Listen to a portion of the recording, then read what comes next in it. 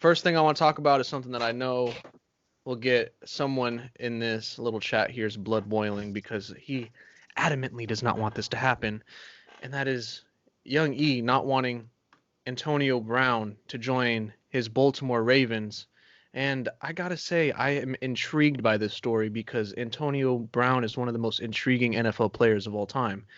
He was one of the most dominant to being one of the most craziest to then retiring. I don't even know what he's doing, but yet we have Lamar Jackson vouching for him to join his team.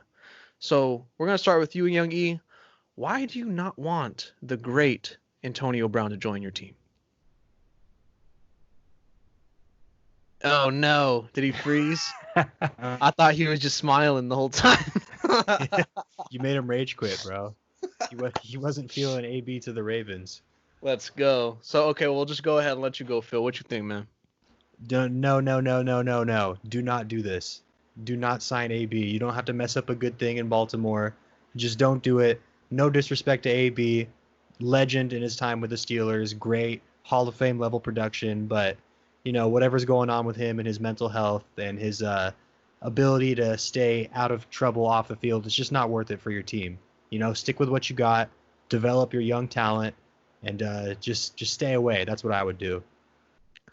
And the thing with me too that it doesn't really make sense is the way they run their offense. They're not really wide receiver heavy.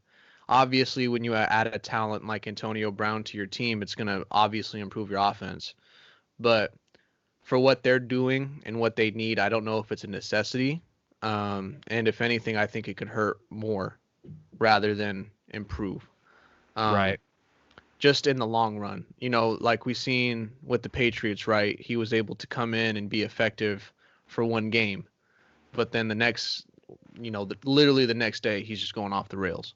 So, I think he needs to kind of just take some time for himself. And we don't even know what the suspension will be from the league yet.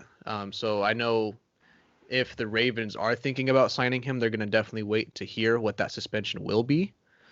So I'm just really intrigued about it all because, I do feel like if maybe there is one quarterback that could keep him in check, it would be someone like Lamar Jackson.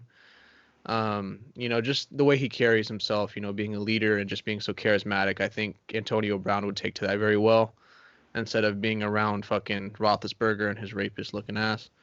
Um, so, but anyways, Young E, you cut out there. I don't even know if you heard everything I said, but why do you not want Antonio Brown on your team? We kind of went through it a little bit, but we really want to hear it from you, the true, not only Ravens fan, but the true Lamar Jackson fanatic.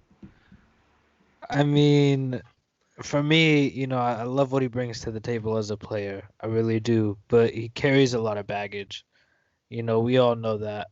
And I think you're right. If there was a team he was going to fit in with and do well with, I think it would be the Ravens. I think having, his cousin there, Marquise Brown, would help out, keep him on the rails a little bit. I think we have a really good coaching staff and a solid team, and Lamar's a good leader.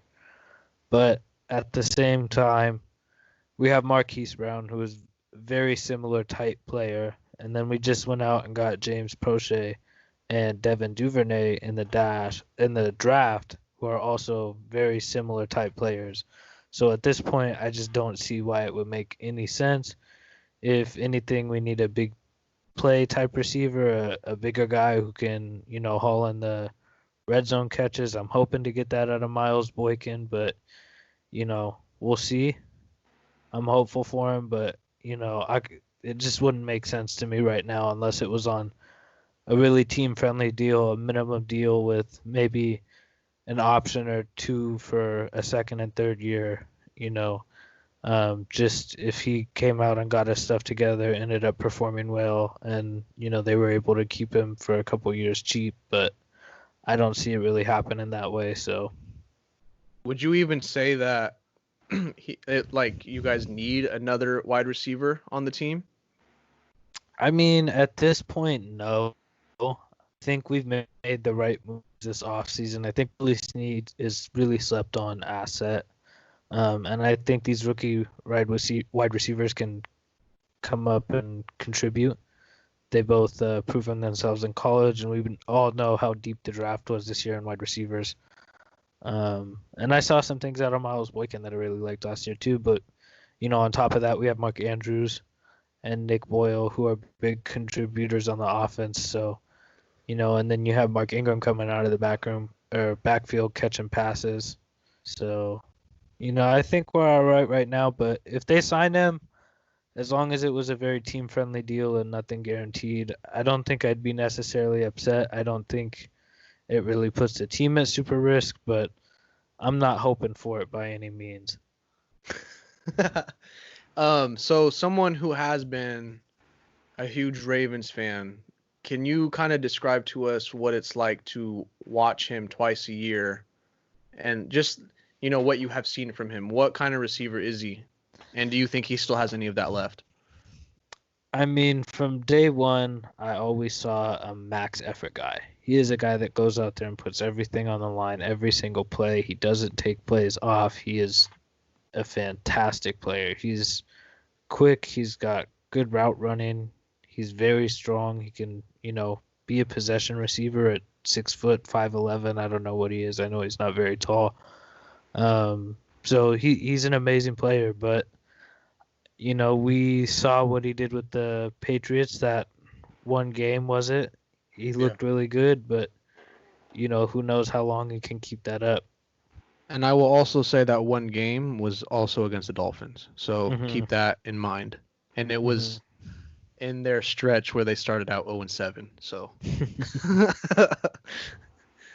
it'll be very interesting. I think it would be beneficial for AB to just sit back, man. Just, stick to what he said with retirement, take the year, figure some things out. And the thing is, too, is he's going to have to do a suspension no matter what. So, I could understand, too, if he just wanted to sign with the team for like a small deal, get that suspension out the way, and then maybe play a couple games towards the end of the season.